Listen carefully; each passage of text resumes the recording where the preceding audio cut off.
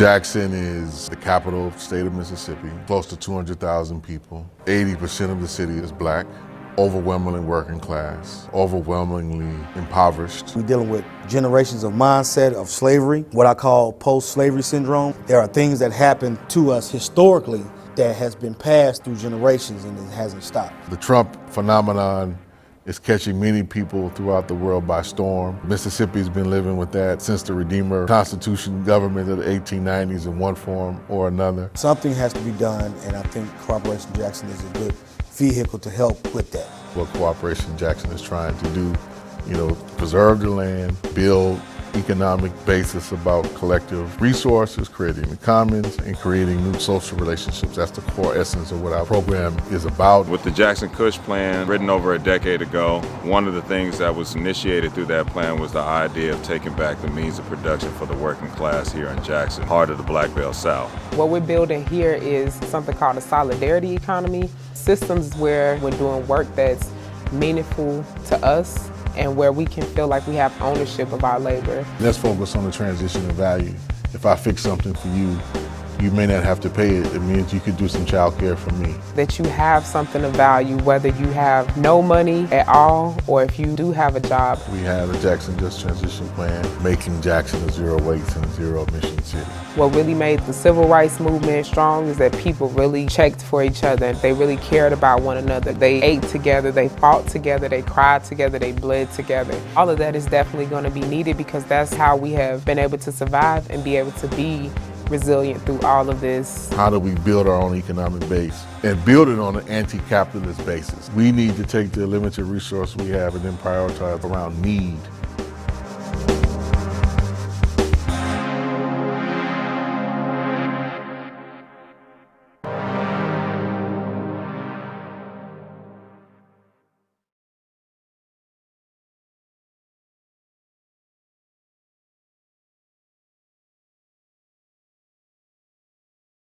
Mississippi currently is 60% white, roughly, and 40% black. After Reconstruction, this was a majority black state, and it only transitioned from being a majority black state within the last 70 years, and that had some profound political consequences. Right before the Civil War, this was the richest state within the Union. How that wealth was accumulated was chattel slavery and the byproducts of chattel slavery. Cotton and other cash crops. A lot of that accumulated wealth was also in timber. Enslaved Africans clear-cutting the old growth forest in order to create the cash crop economy. That timber wound up being used in the British fleet. Chattel slavery was concentrated in the western portion of the state, and the eastern portion was largely white working class folks. The only thing that they could afford oftentimes was the poorer lands that the big planters didn't want, couldn't use. So most of the eastern part of the state is white, most of the western part of the state is black. Now that creates a political division within the state that still exists to this day. Because of gerrymandering in the 90s, Mississippi now has a Republican supermajority state legislature.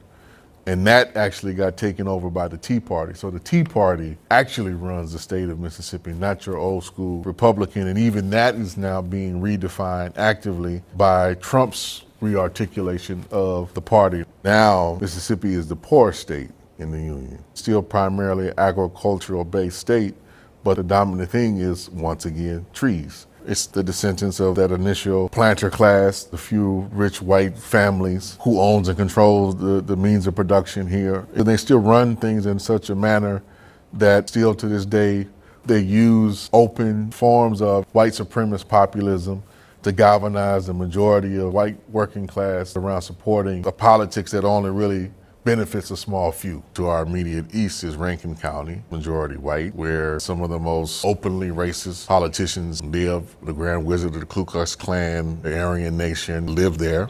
The social aspect of white supremacy is that even though you might be as poor as hell, you're still better than this black person, you're still better than that immigrant. When Trump went to the wall in Texas to announce his campaign, the immediate thing that it brought to mind, Ronald Reagan announced his 1979-80 presidential campaign right here in Mississippi by going to the city where Emmett Till was lynched. In many respects, Emmett Till's murder was the birth of the more militant, modern, quote-unquote, civil rights movement. His mother having the courage to bring in the media and open that casket up.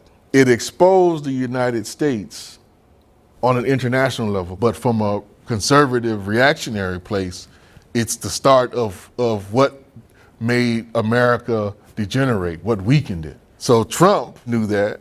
Not only does he make his announcement, but he comes out with that stupid little hat, with that basic campaign, you know, make America great again. You know, a lot of people laughed at it, but to a lot of people who feel like America's the greatest thing since sliced bread, they've been taught that all their life, and they feel like they've been losing out. People didn't understand how deeply that resonated to a certain sector of folks.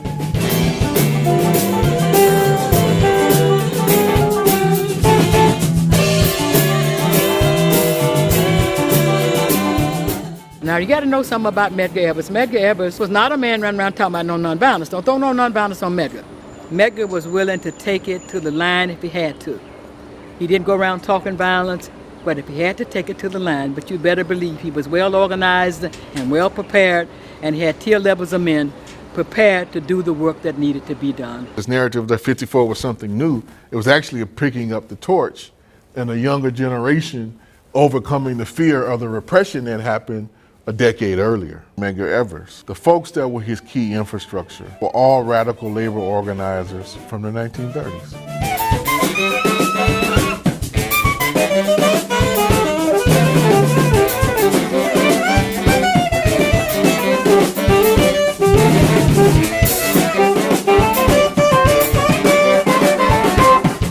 If the Freedom Democratic Party is not seated now, I question America.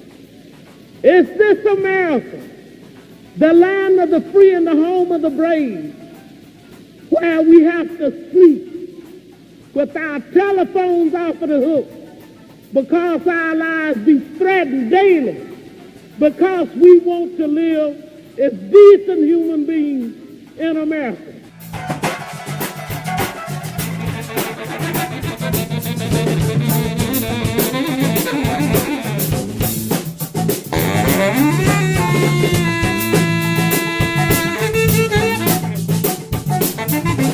For us in the United States, you know, this fight against white supremacy is a central one. And to think that you could just somehow institute an egalitarian society without dealing the issue of race is actually going to repeat a lot of the mistakes.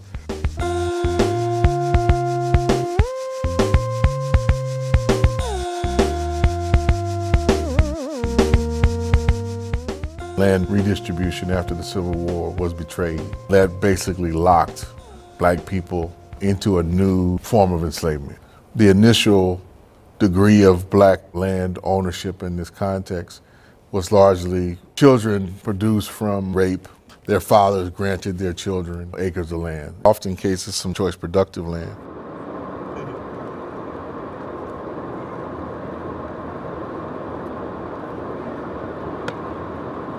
That is one of the primary reasons groups like the Ku Klux Klan and the White Knights formed, was to remove black folks off the land. What emerges from that is a serious quest from the end of slavery to the present of a black demand for land.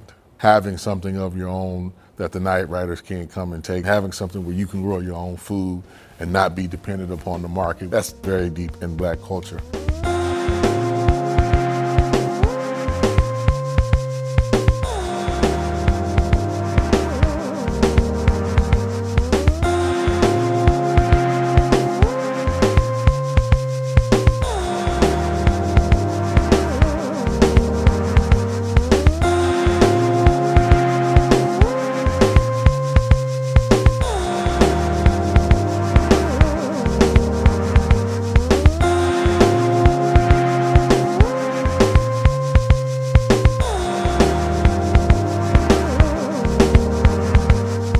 Arrested, I was 19 years old.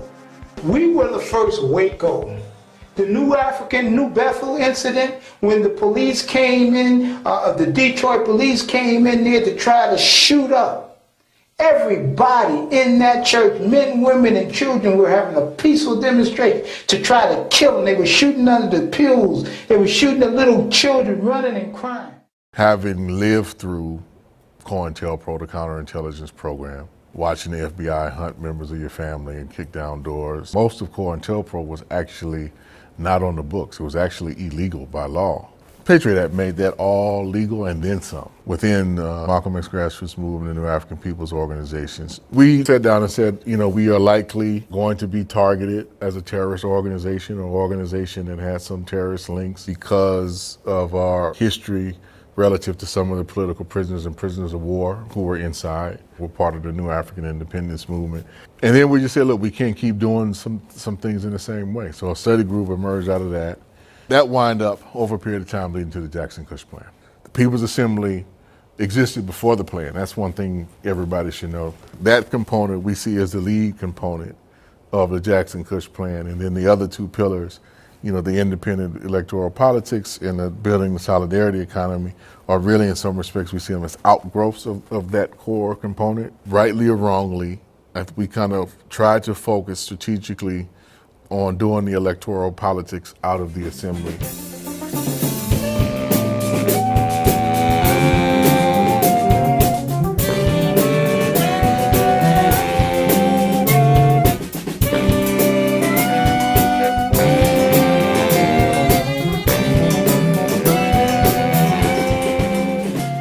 Chokwe's election was a major disruption to a concerted plan of gentrification. Folks knew him from his law practice, doing capital murder cases and cases that nobody else would take pro bono, and doing that for decades. He brought out 20,000 working class voters who don't normally show up.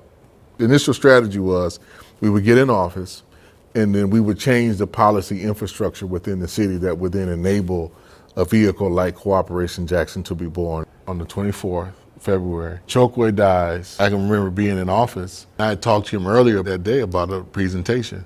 And I knew he was in the hospital, but he was not a man who thought his life was in danger. He was still working. And so, an entire movement just being kind of in shock, this was not in the plans. There was a special election. His son ran in that election. He lost by a thin margin. He was young, and he didn't have the track record that his father had. I think the other factor, we didn't do everything with a mass orientation, and that was a mistake. There was no explanation for certain decisions. They just happened. As far as most people are concerned, it was like same old, y'all just like everybody else. If I had to do it all over again, I would have pushed more for us doing the solidarity economy work before getting into the electoral politics. And I think in all honesty, we did the electoral politics because that's what we knew how to do. I think we should have gotten out of our comfort zone, build that base up, build a new set of transformative relationships up, and then went for that.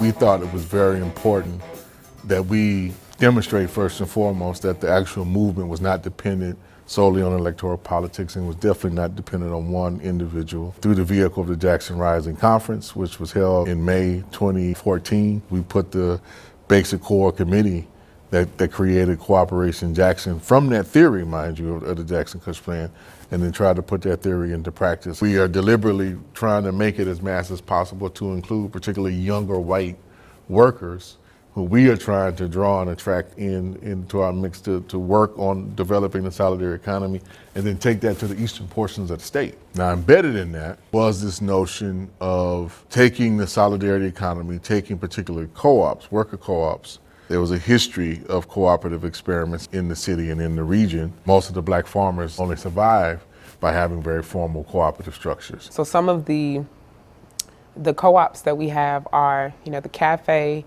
Freedom Farms, and Community Production Center, as well as the Green Team. And through those cooperatives, those who are members of that cooperative are not only members of the cooperative, but they have financial ownership in that as well. Is basically showing people that we control what it is that we do and that we have a say in what it is that we do. Now, what that is, we're educating ourselves every day on. We know what the issues are. We know what the problems are. But I believe that nobody ever has the answer. That every day we move forward collectively, we'll eventually find out what that is. Of course, we're talking about food justice. We're having healthier food options for people. and it's all a learning process, but slowly but surely we're getting there.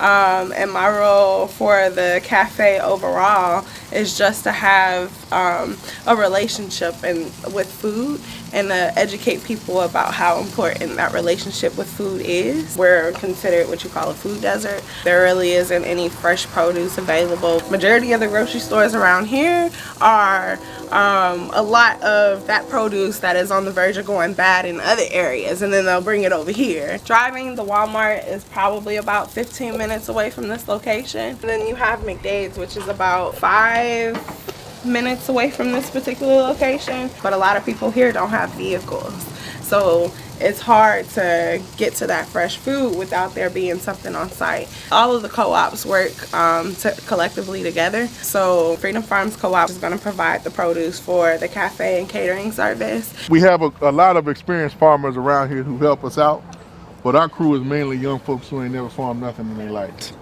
So, you know, it's a constant learning experience for them. About a week ago, they didn't know some of the things back here, what they were.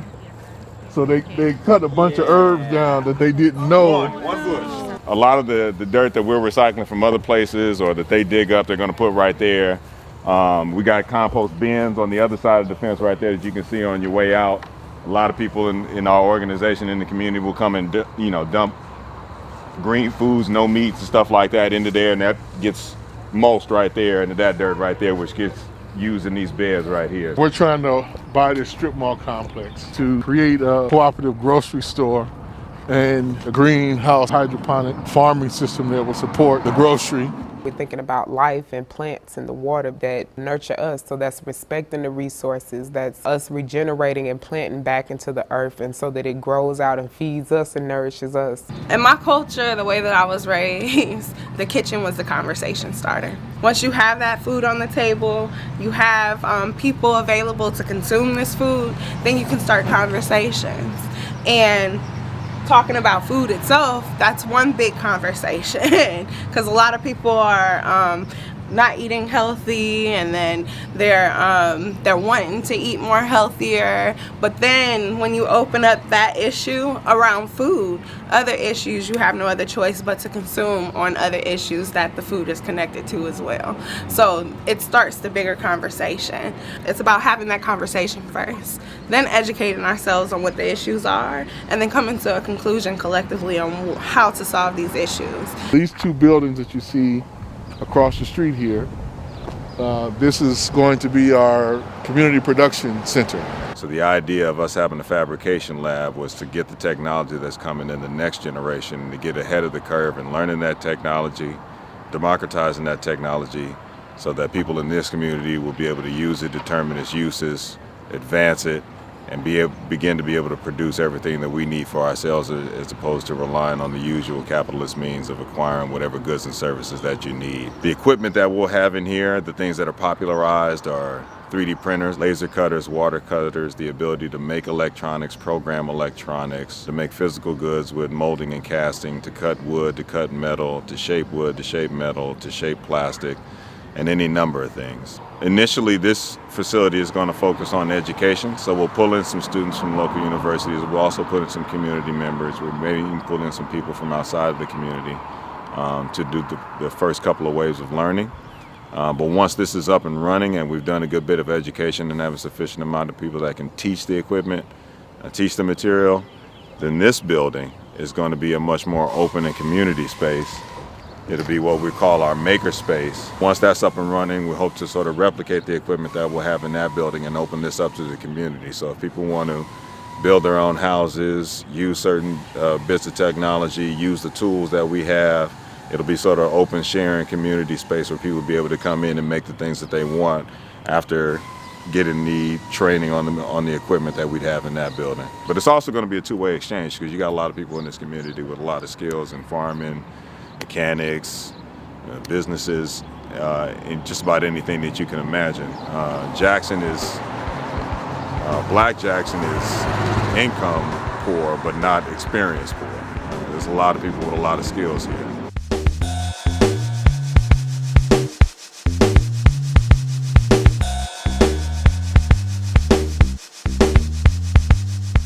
envisioning a new economy, which I know is going to be extremely hard because we currently run off of this, system where you got to have money, but, really evaluating and thinking about like, what do I need and what do I want?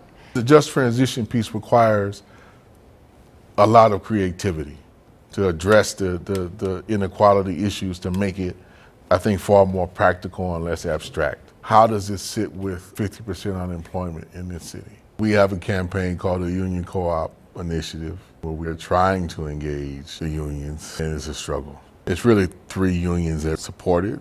The teachers union, JFT, CWA, which is the public employees, and the UAW, United Auto Workers. Organized labor in the United States is basically down to 10%.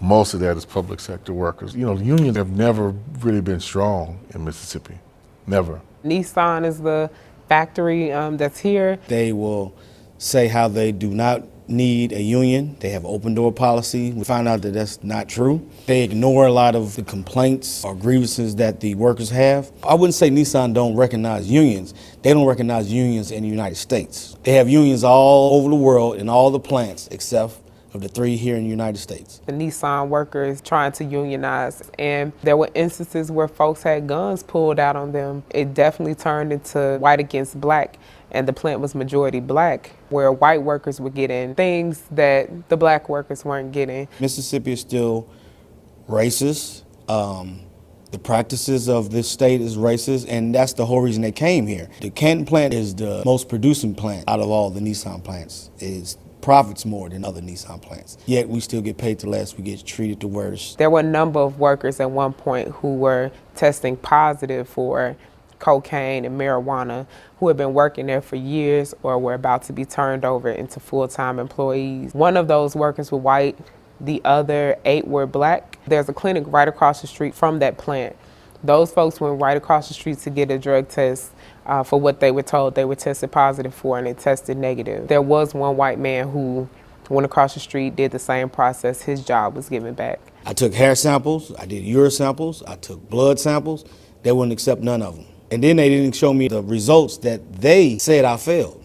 I didn't see none of those either. They just walked me out the door. People have compared it to plantations, and so corporations are looking to come to places like Mississippi because they know that folks are not employed, or there's not a lot of opportunity for employment. One of the things that we're really trying to say, look, you're one of the bodies, working class entity that has tremendous amount of resources in the case of the AFL-CIO. You guys can serve as a bank for your own development if you so choose, right? An investment in the development of your own members, if you just want to start there in their future. You can do your own just transition. A lot of the unions forget that they once had co-ops internal to their own operation to take care of many of the social services that people needed before the welfare state created those things. Like unions actually used to have that in shop.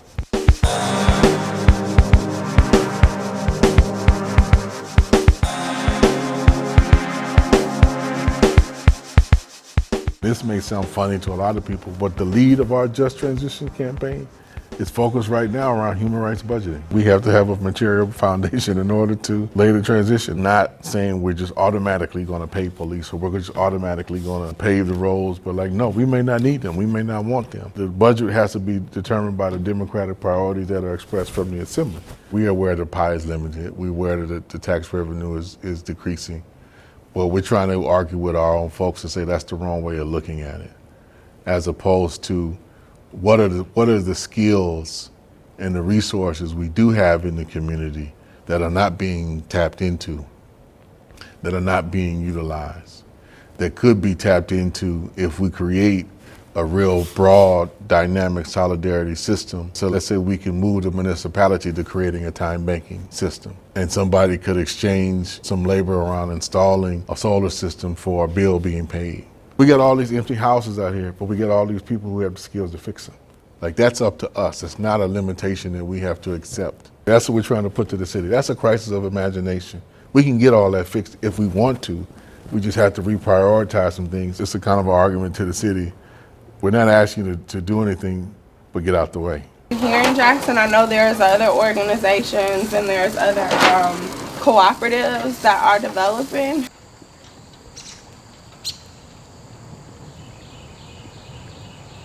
We've got an 8-block area where we're working to build a sustainable model neighborhood from the inside out, ground up, using all of our blighted and abandoned property and the skills of the people that live here. We build everything using only salvage materials. The whole idea is like to use construction, food production, and folk art to renew and revitalize the neighborhood. We moved here 4 years ago and we bought a house. We bought this house here for $1,500.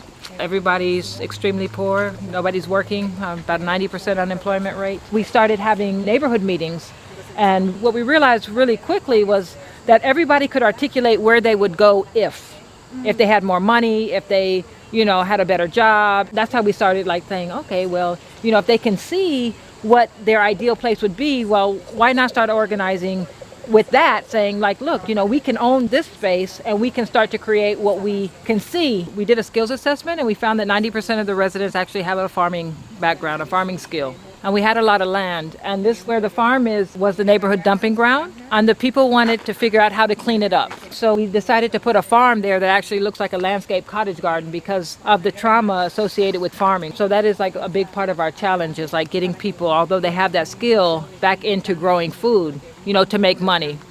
Because that's the number one thing that people want to do here, is they want to make money. We have a main street, so right now we're working to build a neighborhood economy. So we have to be able to make the place feel safe enough for people with disposable income to come in and buy products that we produce. We have a youth apprentice program, so we work with the neighborhood youth, teaching them different skills. So everything that is done here is done by the people that live here. We call it neighbor labor, and they're paid. As we start to make the place feel safe, that's when organized capital comes in and displaces people. So we bought all of the vacant land. So we own 65 properties as a neighborhood collective. It's more like a quiet radicalism, our approach, because we're not ready to raise our head. You raise your head, it gets chopped off, you know what I mean? So we're kind of quietly here building an infrastructure that will be able to resist the forces that we know will come as soon as we build something that is really great.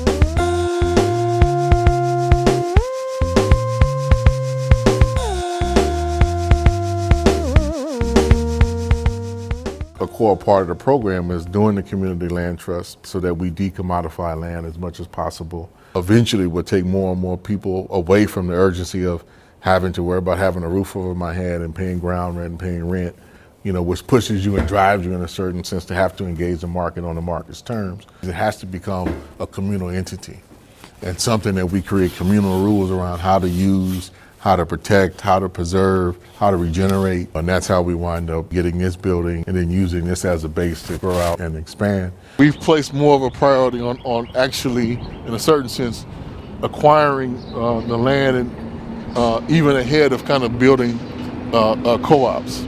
And we bank a premium. We don't build on anything that we don't own.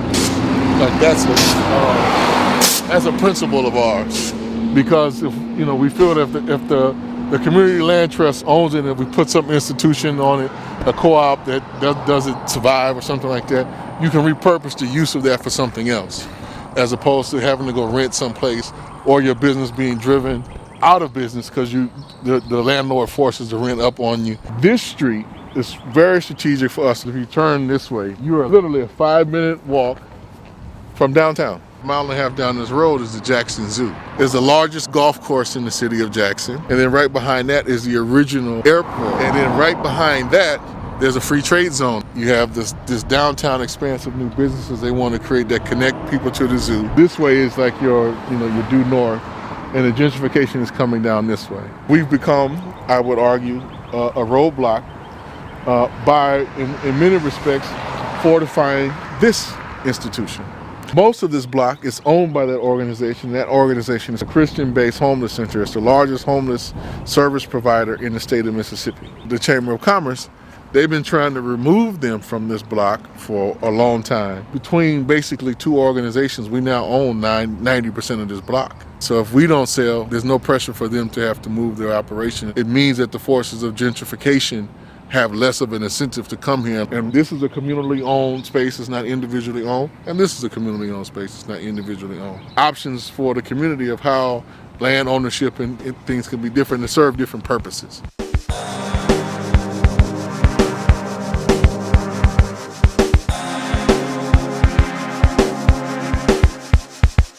We're trying to learn how to be democratic. We don't know how to do that. I've never lived in a democratic society. I really don't know what that looks like. We are in a period right now where there's a lot of intense debate around which way to go forward. For instance, I didn't want and was trying to give a warning about Chokwe Antar running for mayor this time. It was my analysis that without a real strong social movement that was dictating the terms, that we were going to be in a position of being dictated to by capital to actually enforce the austerity that we've been fighting all along. People believing that their agency actually counts and matters, I think is more important than expedient victories. The social movement in Jackson the last couple of years was not as strong as it was and has been a couple of years prior. A lot of that transitioned into Chokwe's campaign committee and then Chokwe Antar's campaign committee. Who should be in the lead?